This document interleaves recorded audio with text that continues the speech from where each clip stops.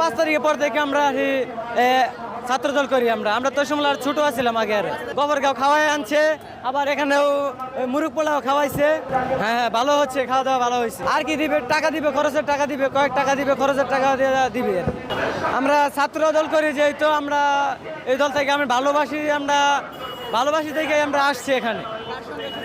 হ্যাঁ, আসছি, আমরা মামুন ভাইয়ের সাথে আসছি। কিসের জন্য সমাবেশ? ছাত্রদল এটা বড় ভাই জানে, কিন্তু আমি জানি না সঠিক।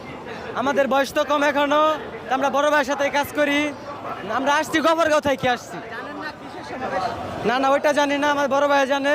কিছু বলে নাই, ও তো বড় মানুষ, ও তো মনে করেন ওই ভিতরে আছে। তো ওই আমরা আমরা এই 5 তারিখের পর থেকে আমরা ছাত্রদল করি। আমরা তো সময় ছোট আছিলাম আগে। আর আগে বাড়ির মধ্যে কাজ কাম করতাম, এতটুকু বুঝি নাই।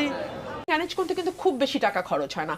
একটা মঞ্চ রেডি করতে হয়, নেতা কর্মীরা অটোমেটিক দলের মিটিং এ আসে, কাউকে 500 টাকা 200 টাকা 100 টাকা দিয়ে আনার কোনো প্রশ্ন নাই। আর একটা মিটিং এ যেহেতু খাওয়া দাওয়ার ব্যাপার থাকে না, সো মঞ্চ তৈরি, সাউন্ড সিস্টেম নেয়া, আলো, এর বাইরে কিন্তু সত্যিকার অর্থে একটা মিটিং এ আমাদের এর চেয়ে বেশি কোনো খরচ হয় না। সো লোকাল লিডারদের উপরে খুব বেশি প্রেসার পড়ে না। ঢাকা থেকে যদি কেউ যায়, তারা ম্যাক্সিমাম দিনে গিয়ে রাতে চলে আসে, দুপুরের খাওয়াটা হয়তো খায়। সেটা কয়জন খায়? 20 জন 25 জন খায়, এর বেশি না। সো যত খরচ